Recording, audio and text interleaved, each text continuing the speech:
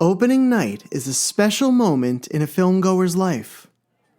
It's one that can be life-changing and long remembered. Whether it's waiting in line for a few minutes or for a few hours, or sometimes a few days.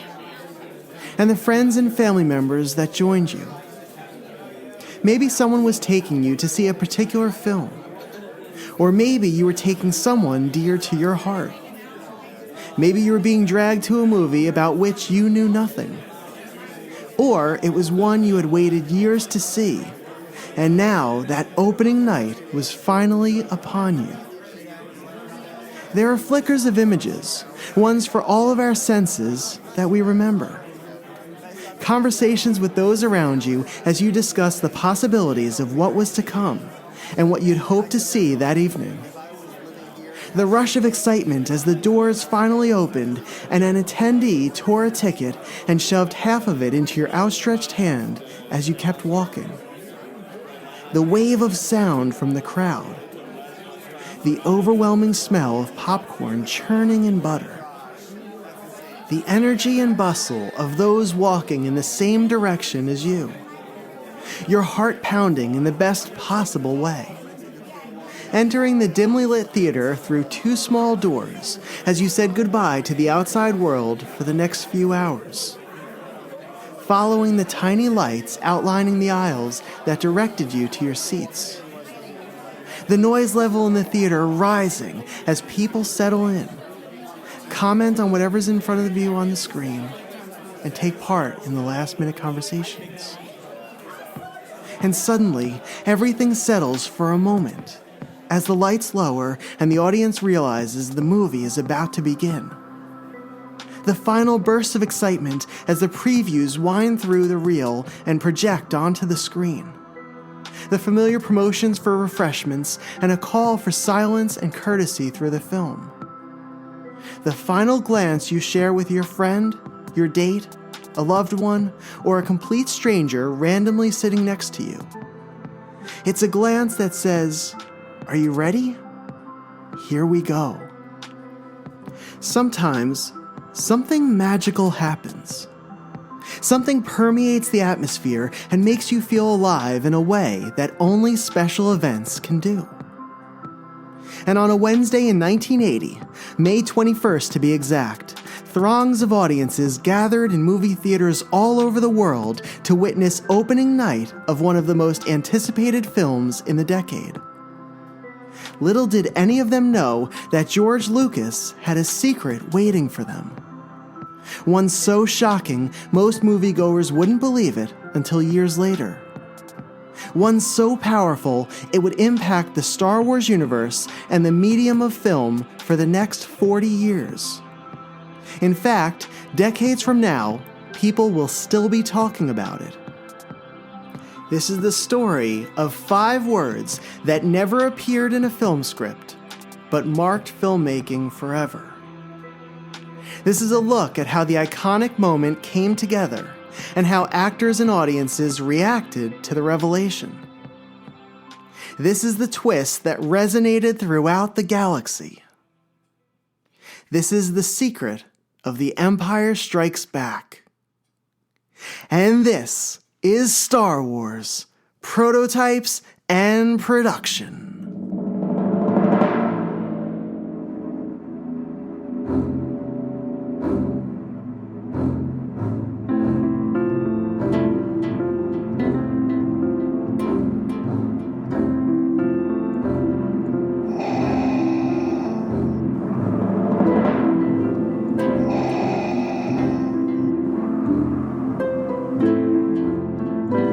From Coruscant to Tatooine and every planet in between, Star Wars, Prototypes and Production, with your host, David Quinn. Darth Vader. It's a trap! Yes, Master. Whoa, we're gonna have company! Have to stand and fight. The more you tighten your grip, darling, the more star systems will slip through your fingers. I want to learn the ways of the Force and become a Jedi like my father. The Force will be with you, always. The first glimpse of the sequel to Star Wars finally arrived in 1979, a year before the film's release. Up to that point, many fans referred to the next film simply as Star Wars 2. But in the 2 years since the first one ignited a breathless and pulsating fandom, moviegoers yearned for the next chapter in the saga. They pondered and proposed ideas in conversations with friends and colleagues, on playgrounds and in fanzines, and with anyone also captivated by the 1977 film. Star Wars. It melded archetypes and myths of old with the science fiction and fantasy of tomorrow. It was a confluence of a pitch-perfect symphonic score, memorable heroes and steel-hearted villains, lands previously unexplored by cinema, and the newest and most dazzling special effects. And the hopeful story was a beacon of light during the dark times of cinema in the 1970s. Star Wars ended with Princess Leia honoring Luke Skywalker and Han Solo with medals for their valiant attack on the Death Star, and for saving her and the entire army of the rebellion. But Darth Vader had managed to survive, and was still lurking somewhere in the galaxy, likely planning his revenge on our heroes. But what would be the first sentence of the next chapter of the story? That was the question that plagued fans for years as they waited for the answer. Where would Star Wars creator George Lucas take us? What did he have planned for Luke, Han, Leia, Chewbacca, and C-3PO and R2-D2? And would they be able to stop the evil Lord Vader and the Empire once and for all?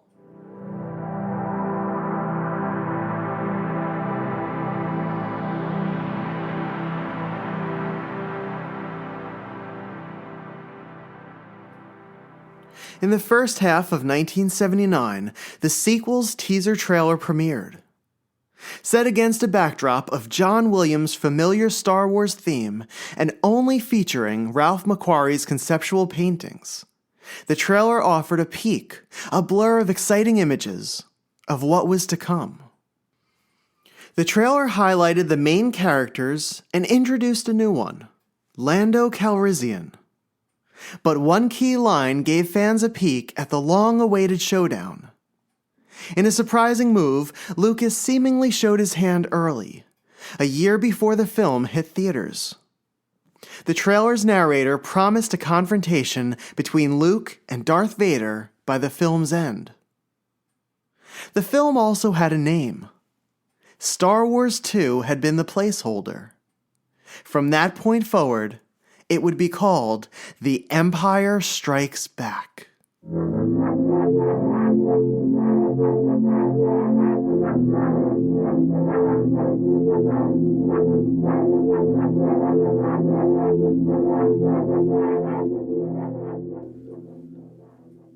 If you haven't seen The Empire Strikes Back, please do me a favor and press pause on this episode. Take 2 hours to watch the film. If you know someone who hasn't seen it, invite them over and watch it together. I'm sure you probably know what happens to some degree, simply because it's been embedded in our pop culture references for the past 40 years. You likely have a general idea and may not even realize it. But even if you know what happens, the way it happens is more profound and more magical than you'd imagine. Also, if you have children, do not let someone spoil Empire for them. Watching the Star Wars trilogy has become a rite of passage in the 21st century, and it's something they will never forget. Okay, so here would be a good point to press pause. After this, we're going to cross into some heavy spoiler territory. Enjoy The Empire Strikes Back, and I'll see you when you return. Okay, you're still here? Great. I'm glad you've seen Empire. It's probably my favorite film of all time.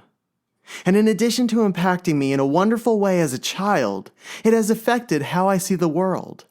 In color and in design, in pacing and in storytelling, and in the power of subverting expectations. In the beginning, Luke survives an attack by a creature called a Wampa, and while he's wounded and wandering around in the snow, trying to return to his base, he sees the Force ghost of Obi-Wan Kenobi, who tells him to go to the Dagobah system to find Master Yoda. I just threw that in there in case you haven't seen Empire yet. That was a very light spoiler. It's going to get a lot heavier starting now. Still here? Perfect. Here we go. So the teaser trailer kept its promise.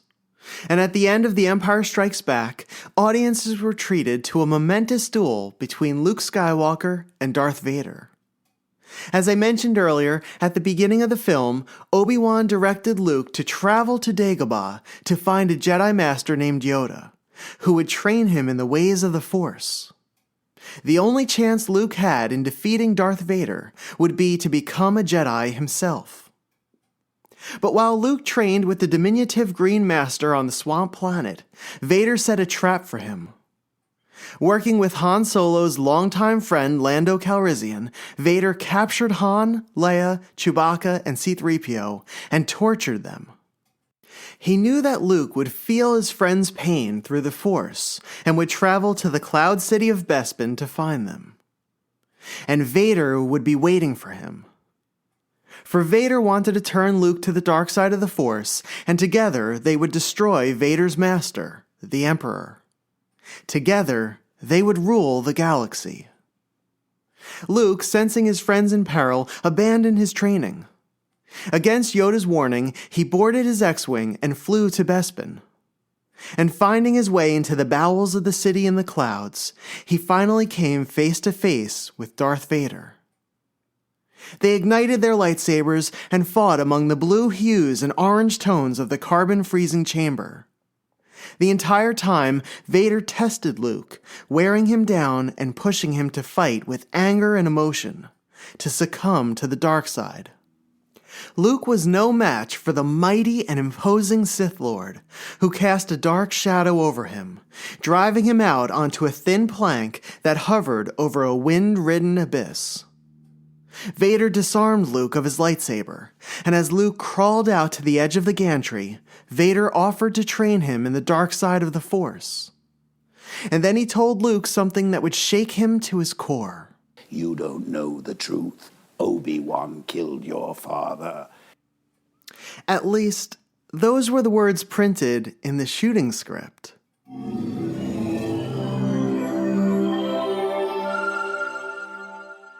The first Star Wars film ended with a long and grandiose action sequence, culminating with the explosion of the Empire's superweapon, the planet-sized, planet-destroying Death Star. But when George Lucas approached the sequel, he upended the traditional story structure by putting the major battle on Hoth at the beginning of the film. He knew he couldn't top the destruction of the Death Star as a special effects all-star ending. Instead, for The Empire Strikes Back, he composed a climax with an equally powerful but different moment. Lucas chose an intimate sword fight between two polar opposites. But during the battle, one would reveal the bond that connected both of them in a way very few would ever see coming. It would be the emotional shock, the emotional impact at the duel's finale that would rival any action sequence. And it would reverberate throughout theaters. But in order to deliver that gut-punch surprise, it would have to stay a secret until its release. After the release of Star Wars, Lucas focused his efforts on establishing his Lucasfilm company and on turning Industrial Light and Magic into a special effects powerhouse.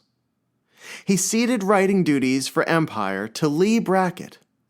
Brackett, known as the Queen of the Space Opera, published a series of science fiction novels, co-wrote the Humphrey Bogart film The Big Sleep with William Faulkner, and served as a mentor to the sci-fi legend Ray Bradbury. She worked on the first draft of the script, but succumbed to cancer only weeks after finishing it. Brackett's death brought Lucas back into the writer's seat. He had worked with Brackett in outlining the major plot points in the film, and most of them made it into the final film, albeit in markedly different forms. In Brackett's script, the Battle of Hoth opened the film. Luke and Han competed for Leia's affection as a running subplot, and Luke finished his Jedi training on Dagobah and was knighted by the spirits of Obi-Wan and Luke's father, known then only as Master Skywalker. Yoda trained the young hero, but was initially named Buffy, short for Bundin Debonin. For Brackett's draft, his name was changed to Minch. And Han was not frozen in carbonite, but left the group at the end of the film to find his influential stepfather and to ask him to join the rebellion. But one of the most notable changes occurred in the battle between Luke Skywalker and Darth Vader at the film's climax. Luke managed to keep both of his hands intact, and the duel with Vader carried out onto the gantry over an enormous vent shaft. Vader continually referred to him as Little Jedi, and as he aimed to deliver the final death blow, Luke moved out of the way, throwing Vader off balance.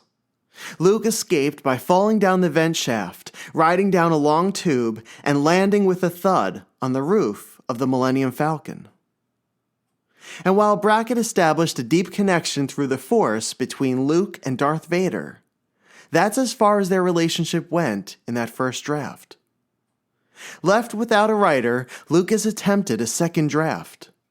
He worked on it for a month, finishing it in April of 1978. And it was here where he made the most important change to the script. Lucas took the spirit ghost of Master Skywalker from Brackett's draft and his iconic villain Darth Vader and fused them into one character. He viewed the Star Wars trilogy as a 3-act play. After introducing the characters in Star Wars, Empire served as the middle act, in which the characters are put in the worst possible positions. And so, for Luke Skywalker, there was no tougher or more shocking position to be in than to find out the evil he faced in that hulking black armor was Anakin Skywalker, his father.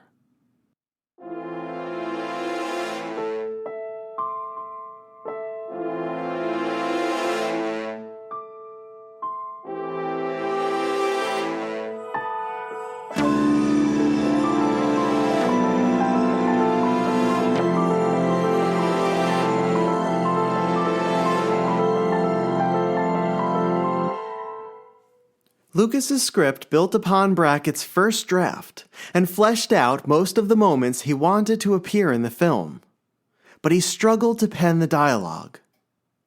In the spring of 1978, he contacted writer Lawrence Kasdan, who had been working on the script for Raiders of the Lost Ark, whose story was conceived by Lucas and would be directed by Steven Spielberg.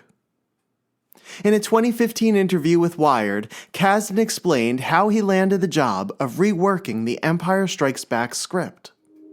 He said, "My initial engagement with it was kind of a surprise.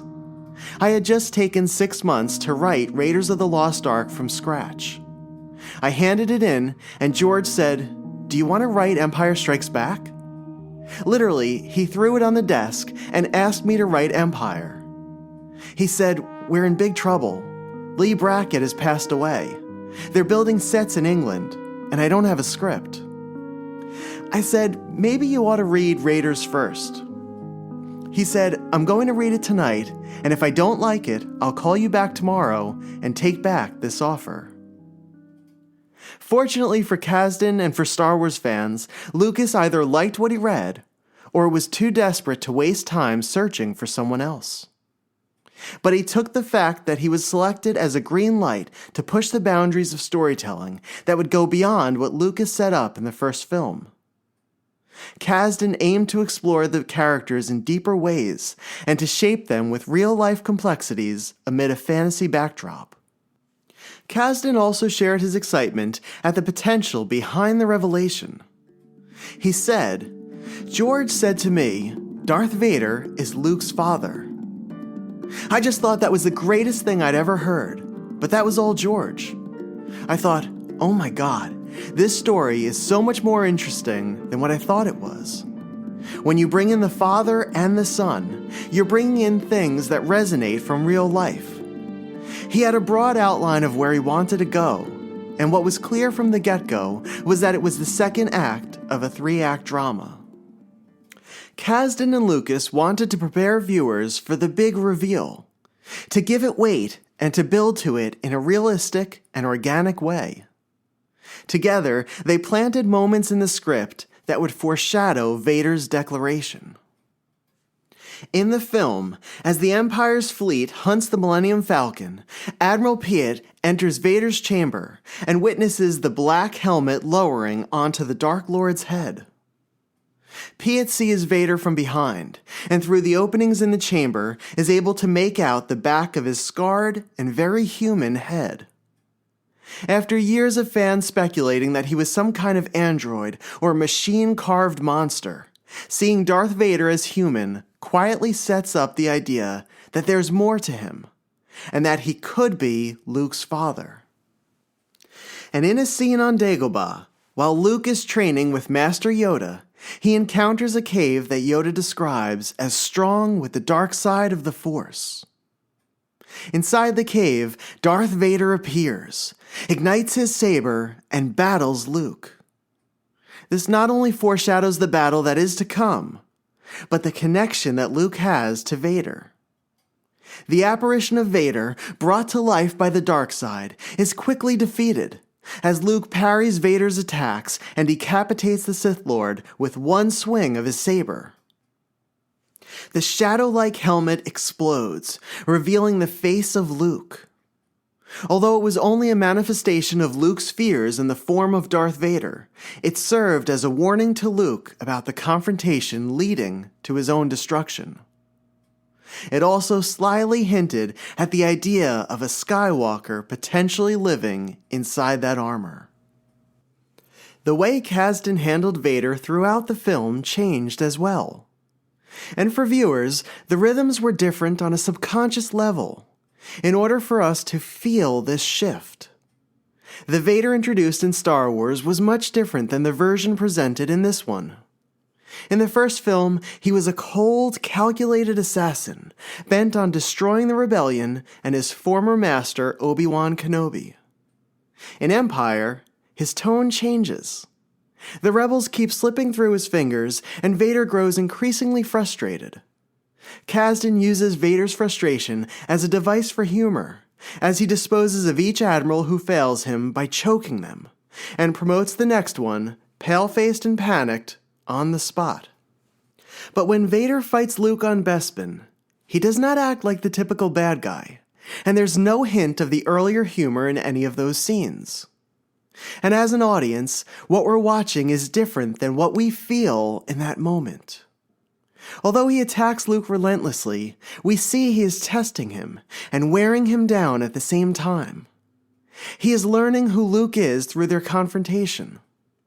And once he has defeated Luke, the human side of Vader emerges and makes a very human plea to his son. Certainly a misguided and distorted one, but a human plea nonetheless.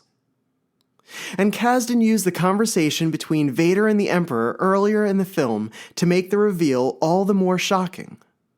During the interaction between the two villains, Kasdan sneakily established Luke Skywalker's father as a mysterious entity, someone seemingly of the past and far removed from the story.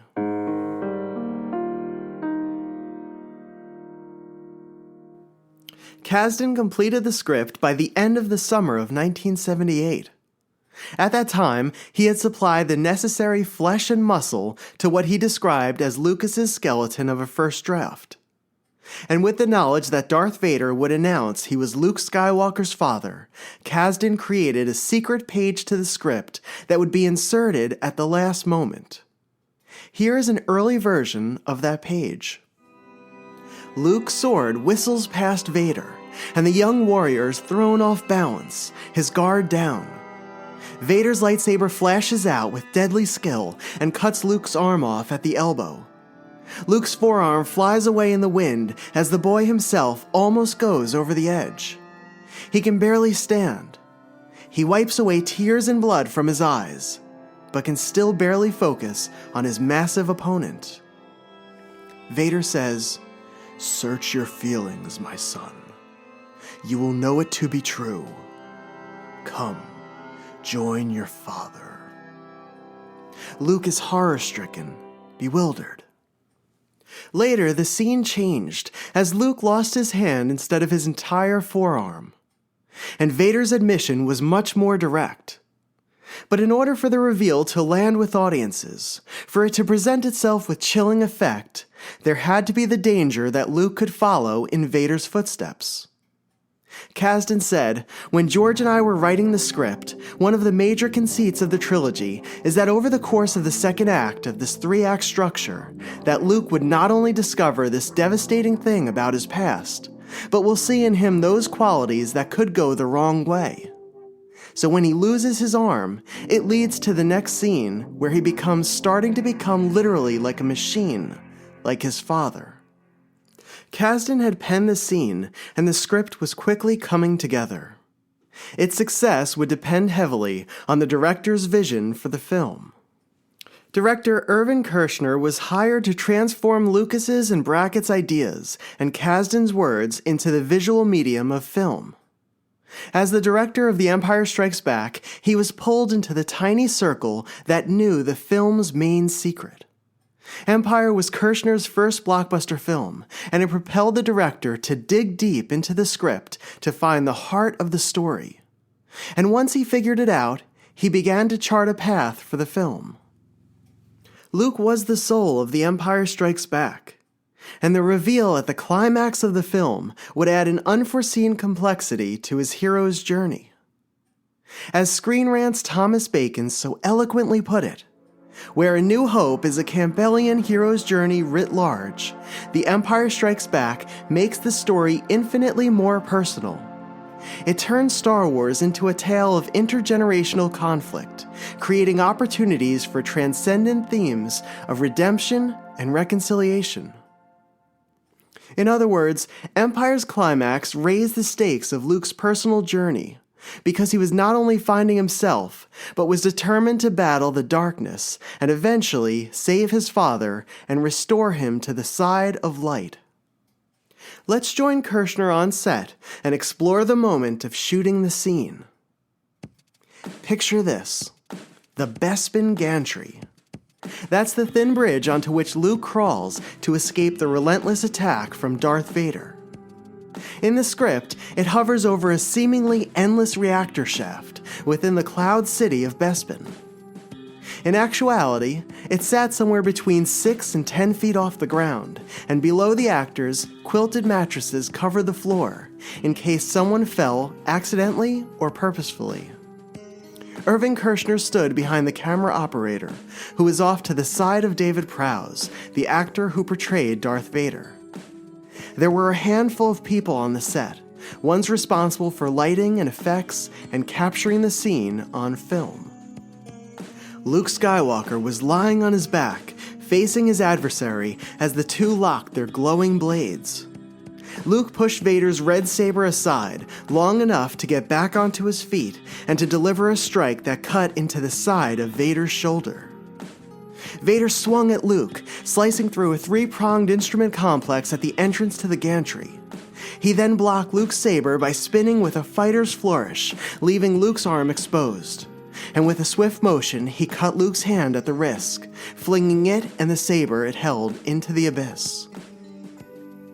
Wind machines spit steady bursts of movement through Luke's hair and jumpsuit and caused Vader's cape to billow, adding to the vast intensity of the moment.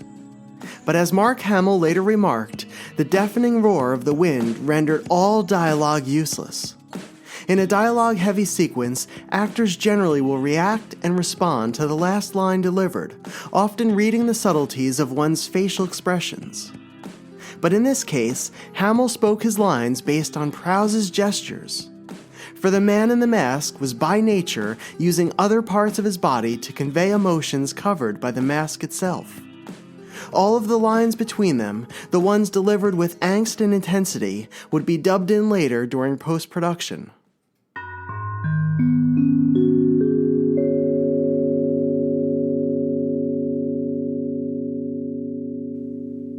David Prowse's script for The Empire Strikes Back sold at auction for $32,000 in May of 2021.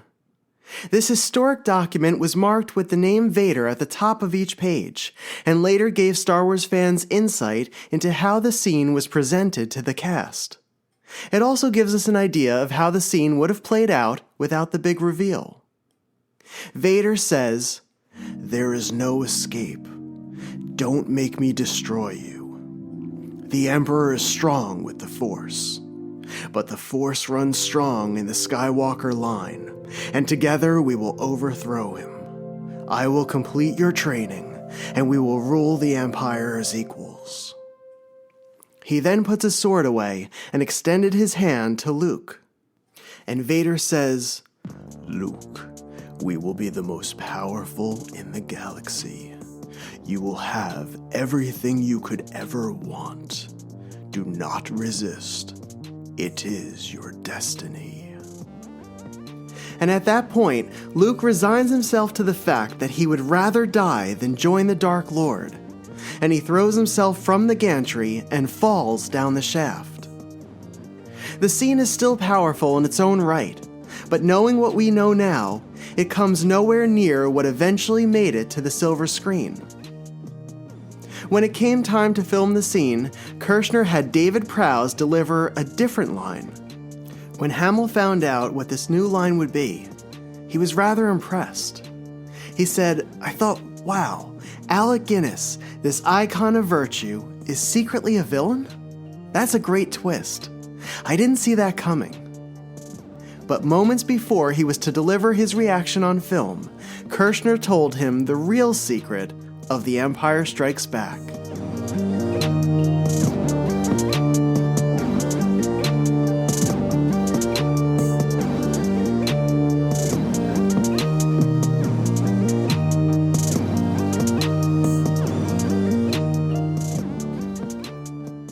Hamill also remarked that the reveal was so primal that nothing could top the impact of Darth Vader, the embodiment of evil, being your father. He was also bound to secrecy and had to keep that secret intact for over a year, as The Empire Strikes Back would not be released until May of 1980. Imagine knowing something like that and having to hold it in for so long. Something that wouldn't just shake audiences for the moment, but would upend everything in its path for years to come. And you, one of the lucky few to know what actually happens, had to fold it up, tuck it into a box, and lock it, and then bury it in the back corner of your closet. You'd be hyper-conscious of everything you said for a year. That every casual conversation with friends and acquaintances would be a test. Every interview could be the moment you failed George Lucas and the Lucasfilm team, including your fellow cast and crew members. Every time you muttered something in public or even spoke in your sleep, you were afraid it would leak from the corners of your mouth, and that the person who heard it would project it all over the world. Weeks after filming, the scene did leak to a British tabloid. But it was the fake twist, that Obi-Wan killed Luke's father, and not the real twist that made the news.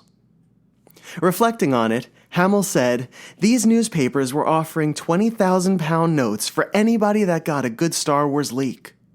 We couldn't even keep the fake twist a secret for a week. I was secretly delighted."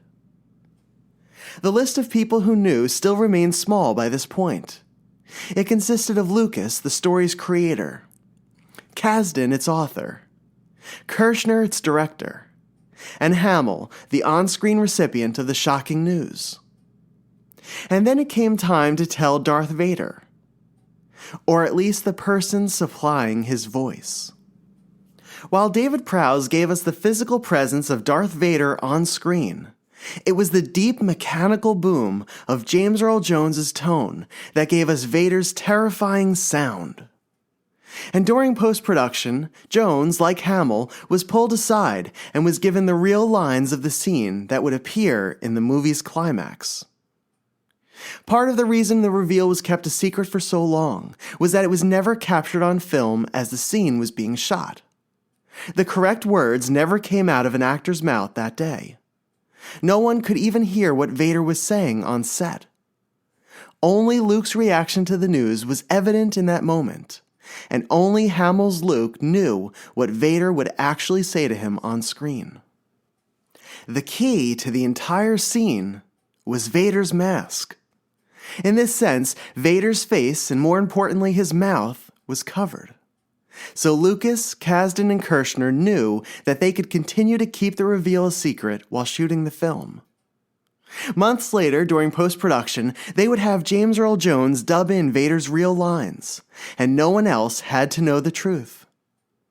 And in an interview with the British film magazine Empire, Lucas added, "I conceived it so that you would not know if Vader was lying or telling the truth. You have to have an escape hatch for kids psychologically so they can deny it." Lucas put careful thought into crafting the reveal. After all, Star Wars was created for audiences of all ages, especially for children. And he wanted to make sure its mental and emotional impact would not be harmful to his audience.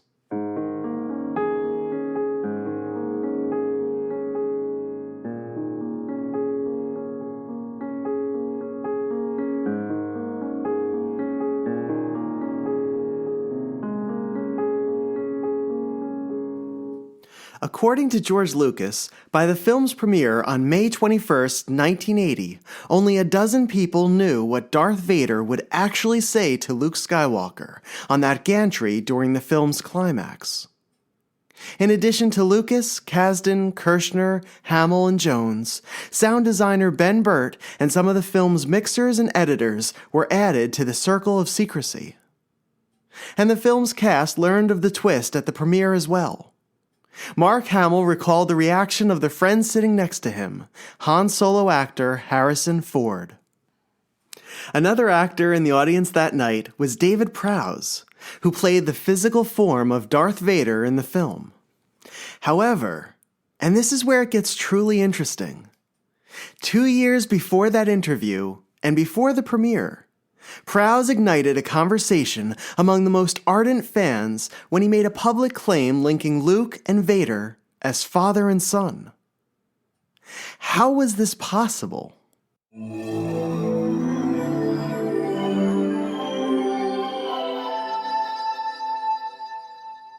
A few weeks ago, I was trying to figure out what the next episode of the podcast would be. Usually I have a string of potential episodes, and I pluck the one that speaks to me the loudest from that list. It was the first time I lacked a true direction, though. But I knew I had wanted to dive into the films in some way. To highlight something that the spotlight tended to miss. To explore something unfamiliar to me, something exciting, and wholly Star Wars. So I started to flip through a number of the resources I've collected that cover 40 years of Star Wars stories. During room sales at the 2019 Star Wars Celebration Convention in Chicago, a collector and dear friend named Eric Janicki gifted me with a vintage fanzine. Fanzines were amateur magazines which allowed fans to dive deeper into a particular subject, like Star Wars. It gave fans a chance to speculate on what was to come for the franchise and to connect with other fans through the content. It was the closest thing to an internet forum or a social media space before the technology existed. This particular fanzine was called Against the Sith and was started by two sisters from their home in Oregon. In addition to a hand-drawn image of Luke on the cover, the issue was packed with editorials from the sisters, letters from Star Wars fans, reviews of the holiday special, imaginative fan-submitted fiction continuing the saga, and Vader and Kenobi-themed poetry on the magazine's final page.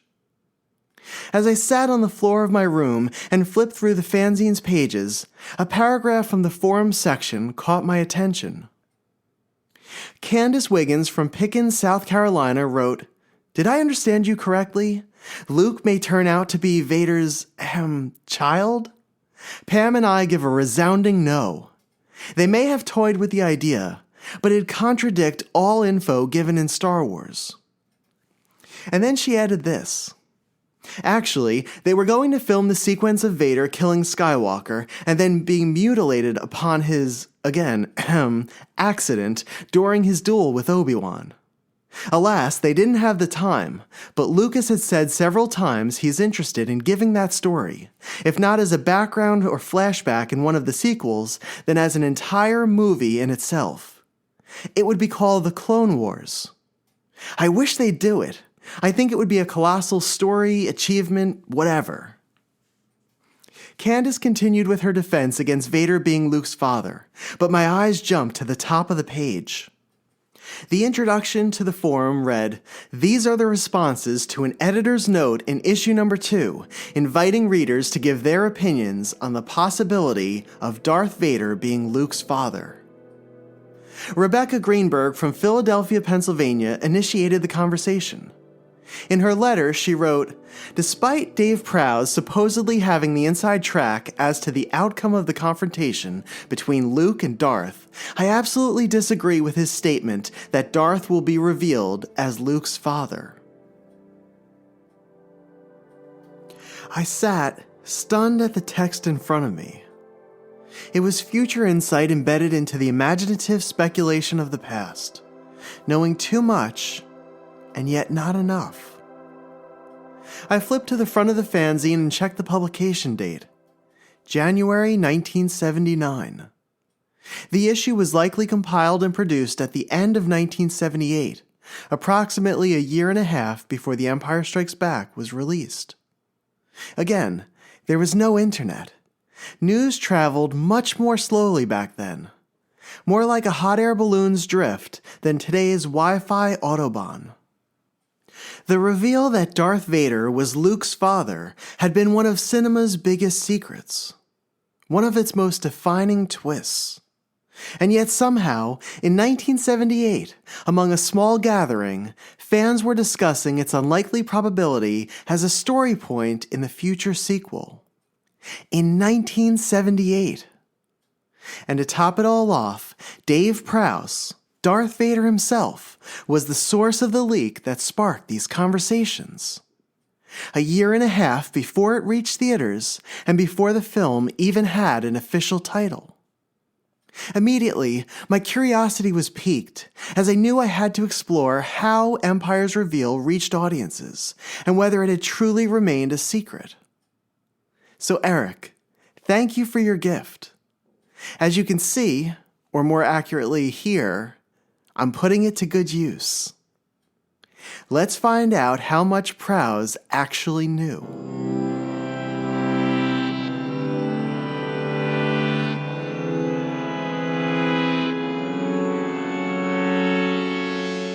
In the summer of 1978, as the script was approaching its third draft, David Prowse made an appearance at a store in Berkeley, California, as part of a promotional West Coast tour. Prowse signed autographs and posed for photos with fans who wanted to meet Darth Vader in person. He told the crowd 2 major points about the upcoming Star Wars sequel: that filming would begin in February of 1979, and that the movie would be released in May of 1980. But he promised the third film would follow shortly after the second. A young fan's mother saved local newspaper clips that mentioned the franchise, including one that highlighted Prowse's visit to the Bay Area. And fortunately, for all of us, the fan saved the article and shared it online. Titled, "May the Sequel Be With You," the end of the San Francisco Examiner article captured an interesting moment from Prowse's store appearance. It said, "Prowse offered a glimpse of a possible plot for the second sequel.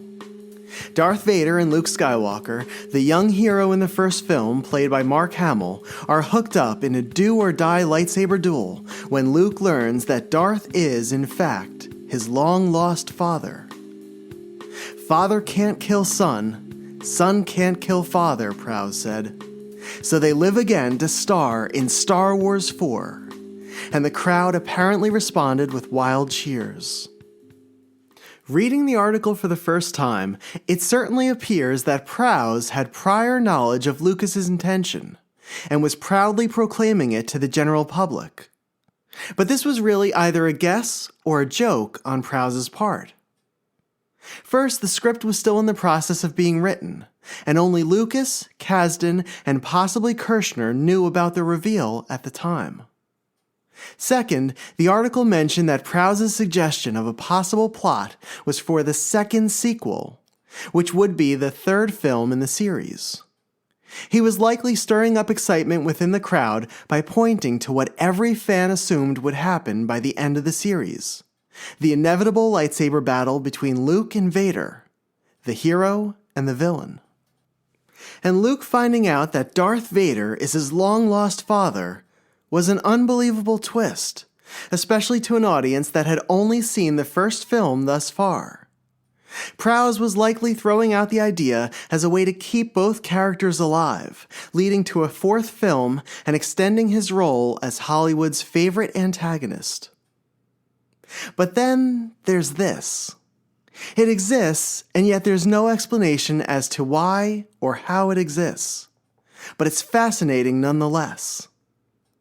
In April of 1978, a year after Star Wars premiered and months before Prowse's Berkeley appearance, the actor mentioned the idea in a fanzine called Little Shop of Horrors.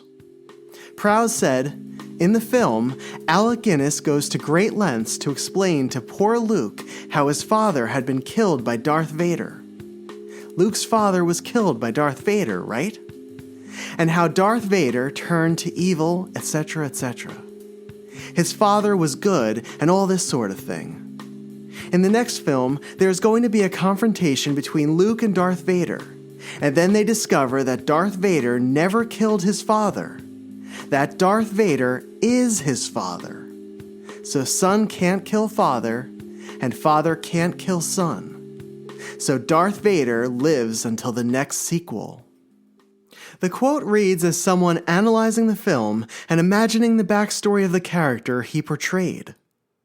Maybe he was fleshing out Vader in his mind during filming downtime, or daydreaming about the Dark Lord's origins and where the next film would take him.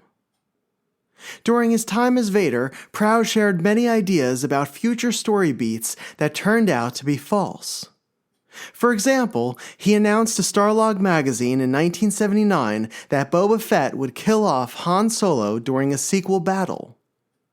Whether it was to garner attention, to play with fans' expectations, or to share things he believed to be true, Prowse found a way to get his thoughts into print. But somehow, he got the Vader reveal exactly right, before anyone else even imagined it. And yet, maybe Prowse's suggestion started out as a joke, but in a much different way. The idea that Vader and Luke were connected may have actually come from a friend. During the course of my research, I stumbled upon an online forum discussion from 2014 on the website Science Fiction and Fantasy Stack Exchange. Users could post questions pertaining to the genre, and sci-fi and fantasy enthusiasts would weigh in and would provide information such as quotes and links to articles and videos when possible. Someone inquired about Dave Prowse's knowledge of the reveal and how he had seemingly divulged it 2 years before the release of Empire. Over the next few years, fans chimed in on this page to share their thoughts and came to a similar conclusion: that Prowse had simply guessed what the reveal would be, and was correct, even though he found out the truth during the premiere screening with the rest of the cast in 1980. 4 years after the discussion began on the Stack Exchange page, a commenter named Sharon A. Fox ended the thread with her unique insight. In her post, she said, "I can tell you this. Dave Prowse was a constant house guest of mine when he visited Marin to have meetings with George Lucas. I was living with my ex Hal at the time, and Dave loved to come to town and stay with us because Dave and my Hal shared a bromance and a giant interest in photography. The day Dave returned from a meeting with George Lucas, Hal and I sat down to have dinner with Dave, and we asked him how his meeting with George went. Dave was in a minor shock. He shared with us that George had the meeting with him to find out if Dave would be interested in signing on to do a sequel to Star Wars. This was the first any of us had heard about any kind of idea about a sequel to Star Wars. I turned to Dave and joked that in the sequel, we will probably find out that Darth Vader is Luke's father. At the moment I made the joke, all the hairs on my arms stood up, and I showed this to Dave. I said that the goosebumps and hairs standing on their end proved that the words I just spoke, that were intended to be a joke, were actually true. Dave laughed it off and did not put any weight on my insistence that Darth was Luke's father. Even after The Empire Strikes Back, Dave insisted that the words I spoke were not true, because he had just wrapped up the second Star Wars and he was not given the script that revealed the truth. It is true that he was given an alternate script and did not know that Darth was in actuality Luke's father until the film hit theaters. I had not seen this admission anywhere other than on the Stack Exchange page, and nobody commented further after Fox's post in 2018. I was hesitant to include it, and for the longest time, Fox's post hung over my head, like a rain cloud that would never burst. A few days ago, however, I finally decided to figure out who this Sharon A. Fox really was, and looked up her name. On her LinkedIn page, under Experiences, it said Fox was a producer of the 1978 live television show, The Man Behind the Mask, which was an hour-long interview with Prowse about his role in Star Wars and featured a call-in segment. She was a friend of Prowse and worked with him during the time in which he played Darth Vader on screen. So it's very likely that what Fox suggested that day, first in jest, and then as a chill-inducing prediction, stayed in Prowse's mind. And while he didn't believe it would come to fruition in the film series, it was an idea he joked about in public, finding humor in it as a way to extend his character's role. For the only way to save Vader was to make him Luke's father. And in Prowse's own words, son can't kill father. Father can't kill son, so Vader lives until the next sequel. His belief that it wasn't true was confirmed when he finally had the Empire script and filmed his part. Therefore, he was rightly surprised to hear James Earl Jones say the words, "No, I am your father," on the night of the premiere. And for the man who played Vader, it was the ultimate shock and the ultimate reveal. And one of my favorite reactions to the line came from Prowse himself. In an interview with the Hull Daily Mail, the actor said, "When I went to see the movie, I suddenly discovered I was Luke's father."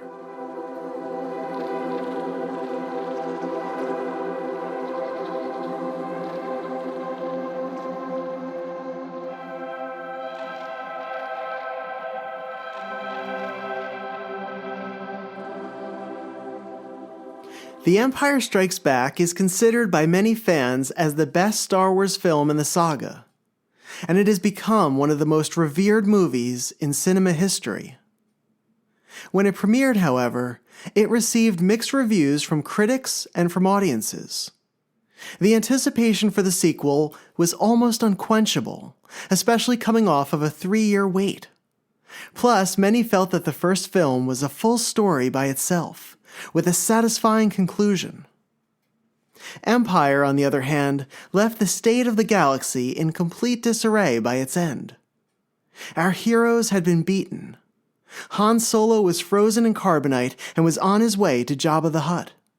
Luke lost his hand and the battle with Darth Vader, and Vader revealed himself to be Luke's father. It was the dark second act in a 3-act play whose installments came every 3 years. And for some, it was both too much and not enough. But the secret had managed to remain a secret until the premiere. While audiences were shocked to learn about Luke's relationship to Vader, many simply did not believe Vader's admission. In a Reddit post about the film, theatergoers shared their memories of hearing Vader's "I am your father" line for the first time. One commenter said, "Word didn't really spread that quickly. There was no internet after all. There were kids I went to school with who months later still didn't know. people are a lot kinder about spreading spoilers in person. Another recounted, "I don't remember the theater. I do remember not believing what I was seeing and hearing on the screen. But the twist of Darth being Luke's father wasn't that big because I simply did not believe it. The ending with the heroes not obviously winning was more of a shock. Think about the last part of the movie. Han Solo was already dead or in carbonite. Luke had just had his hand cut off, and now Darth Vader is trying to con Luke that Darth is his father. I couldn't believe it. Darth Vader had to be lying, simple as that. This was too much tragedy for a 9-year-old little kid to take in. The heroes are supposed to win. This wasn't a victory. How could any of this be happening?" And a third said, "Of course a big part of me didn't want to believe it. Honestly, for a 10-year-old Star Wars fan, that's a lot to take in. The worst villain of all time is actually the father of the best hero of all time? Impossible. Nowadays, kids are so jaded and used to twists like this. It's hard to impress them. It took me quite a while to absorb and accept it, and even during Return of the Jedi, I was secretly hoping it would be confirmed by Yoda or Obi-Wan as false. And George Lucas brought Yoda and Obi-Wan back for a final scene on Dagobah in 1983's Return of the Jedi for that exact reason. To unequivocally confirm what Vader said to be true. There was a generation that refused to believe Vader was Luke's father, and Lucas felt those viewers needed to hear it from characters they loved and trusted. So in the trilogy's final film, Yoda admitted to Luke and to the audience that Vader's reveal was an honest one.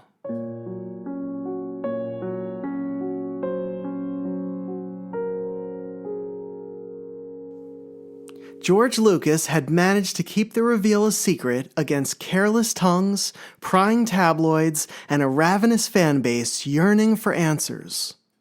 But it was his own company who put the reveal out for public consumption a month before the film was released. The Empire Strikes Back premiered on May 21st, but the novelization of the movie hit bookstores across the country on April 12th. Lucasfilm's authorization of the book's early release was a dangerous move, especially as Lucas and company worked so hard to keep its own cast and crew in the dark about the film's twist. Jason Fry, author and contributor to the Star Wars website, recalled how reading the book affected his experience with the film. He said, "Empire's big secret held, at least among my friends, until I bought the Donald F. Glutt novelization about 2 weeks before the movie came out. There it was, right on page 198, ruining everything." Fortunately, the majority of the movie-going public avoided the novelization, or were completely unaware of its existence before seeing the film. Again, and I think this is such a crucial point, without the internet, the flow of news was much more controlled and traveled at an immensely slower pace. The book's release may have been a slower one than we're accustomed to today, and April 12th may have been the starting point that took weeks to fill shelves in each city. But creating an environment of secrecy for years and then lining every bookstore in America with what was essentially an advanced script was a baffling move. The novelization went on to sell 2 million copies, the week after The Empire Strikes Back arrived in theaters.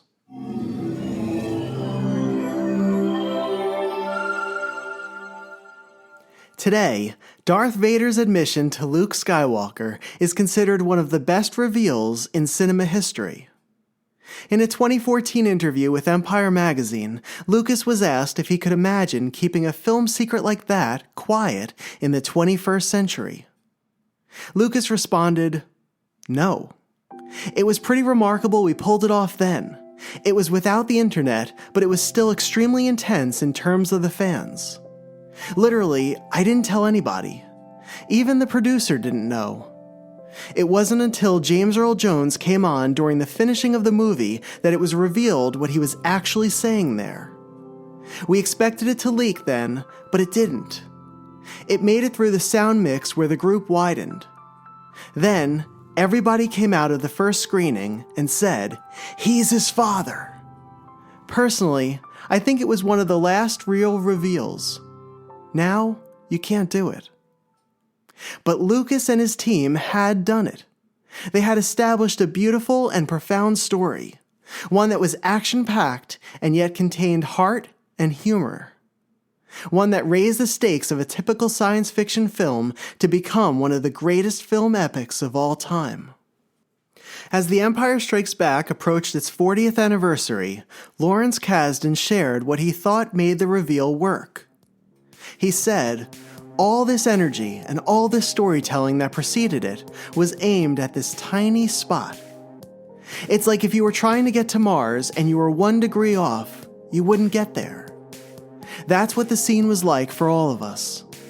How do we get there at the perfect time, the perfect place, and have it just absolutely blow people's minds? It was just extraordinary, the size of the picture and the expectations people had for it. The filmmakers are focused the entire time on this one revelation, which we not only want to pull off in the best way possible, but we want to keep it hidden from the world to the release."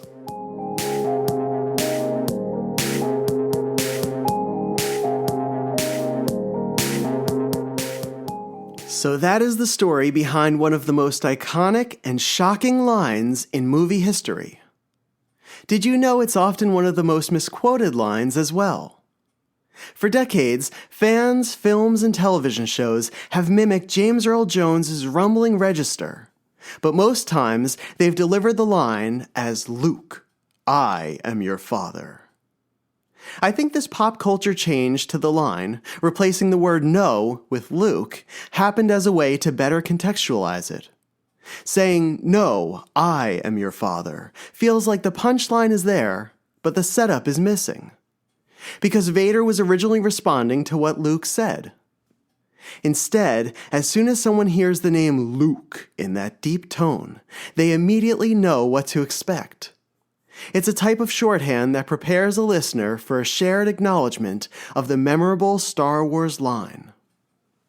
Thank you for listening to this episode of Star Wars, Prototypes and Production, and for diving deep into the secret of The Empire Strikes Back with me.